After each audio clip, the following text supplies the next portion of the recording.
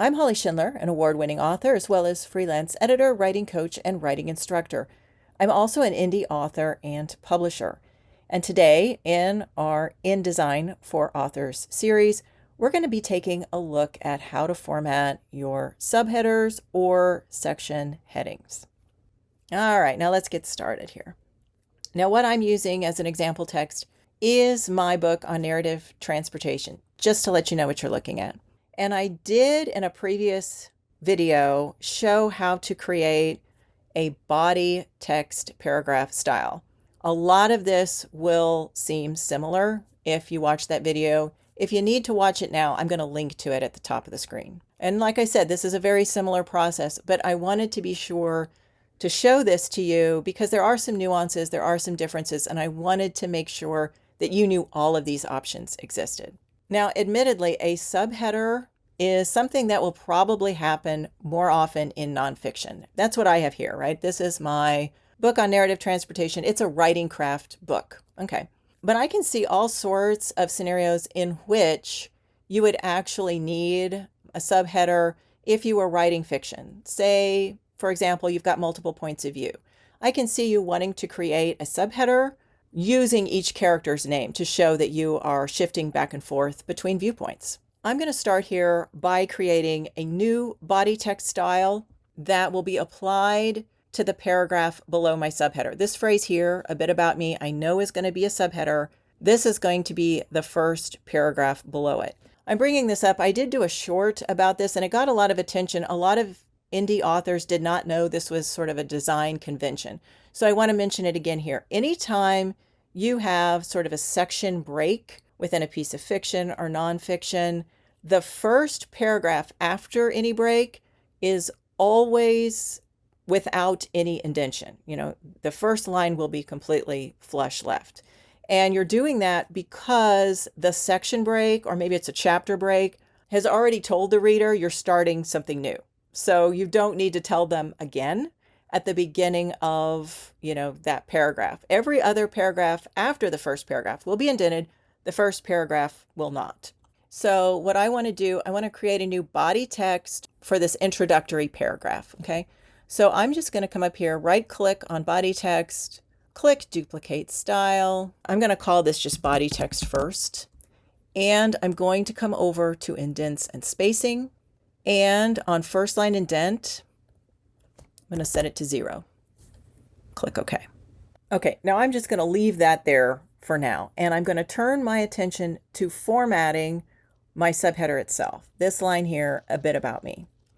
When I did my previous video on, how to build this actual body text to begin with, I changed the font size, etc. over here using the properties panel on the right. Said you could use the panel at the top of the screen as well. Now you can do that again here, but there are some additional settings I want to tinker with. And I do want to show you that you can also set your font, etc. in a different way. Okay, so before I mess with anything, I'm just going to come over here and click Create New Style.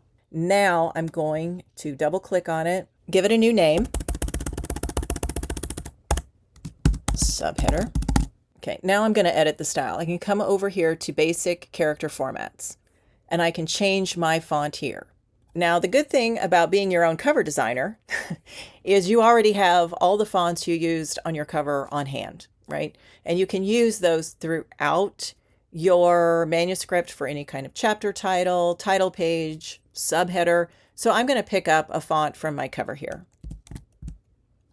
Okay, and it's a subheader. We'll set it to bold, change the size here. Leading, this refers to the space, again, between your lines. So if you have a subheader that is multiple lines, I want to make sure it's not too crowded. I want to come over to indents and spacing. It is a subheader, so I want it to be centered, and I do want to get rid of this first line indent.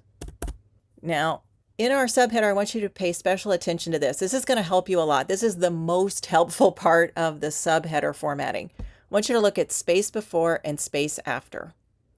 Okay, so let's just try 1/2 inch both times. Okay, now I want to say a little bit about keep options. Now this is telling InDesign what to do with your subheader when it gets close to the bottom of the page. And it can seem like no big deal when you're initially formatting everything, but as authors, we cannot help ourselves. We're going to edit this manuscript as we go along. We might add some additional paragraphs, a new section.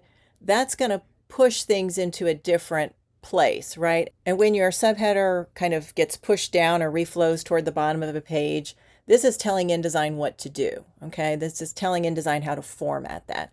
So your keep options, this keep with previous, you generally don't want to check that. What that is saying is it's telling InDesign to keep your subheader with the paragraph preceding it. And that's generally not going to give you a nice, clean, desirable look in your manuscript.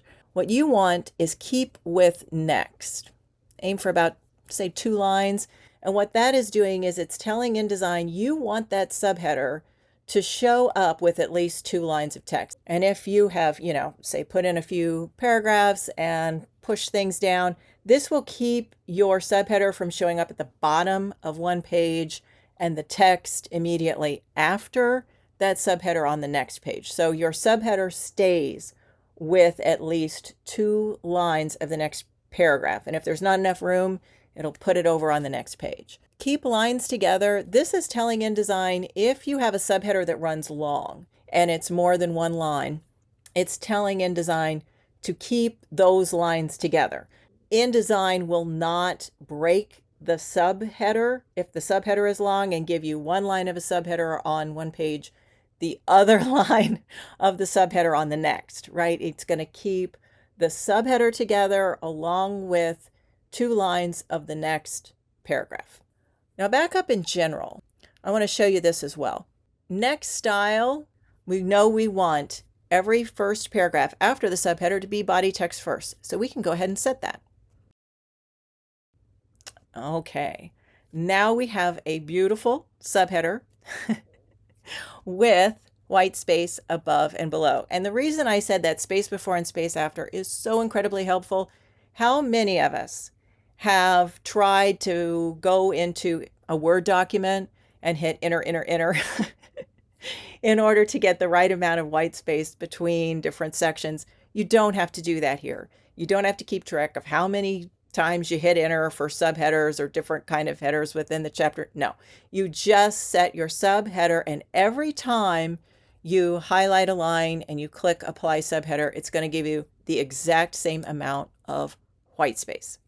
Okay, now again, you will notice when I applied my subheader paragraph style to this line, it did not change this paragraph immediately following it. It still left it as the same body text styles with the first line indented. InDesign does not change paragraphs that are already formatted.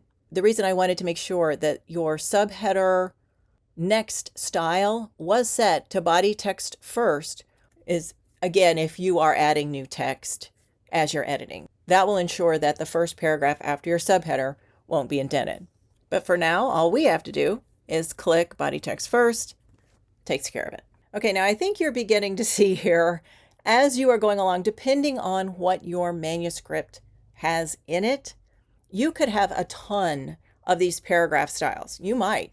And the benefit of setting these paragraph styles is it is consistency. It will be exactly the same. That subheader will look exactly the same every time I format a line of text in this manuscript using that subheader paragraph styles. It will look exactly the same. So that is a benefit. But once you have created these styles, if you decide later on that you want your subheadings to be larger or have a different amount of spacing, all you have to do is edit that style once. Come back up to your paragraph styles panel, edit the style, and every single subheader throughout the manuscript will change automatically. Okay, I hope you found that helpful. We're going to continue building our professional manuscript here. I think the next time I'm probably going to hit chapter titles. Now, if you have a particular pain point about InDesign, you have a question or a suggestion for a future video, please just drop it in the comments. I would be more than happy to build a video around it. I'll catch you in the next video, guys. In the meantime, go write something.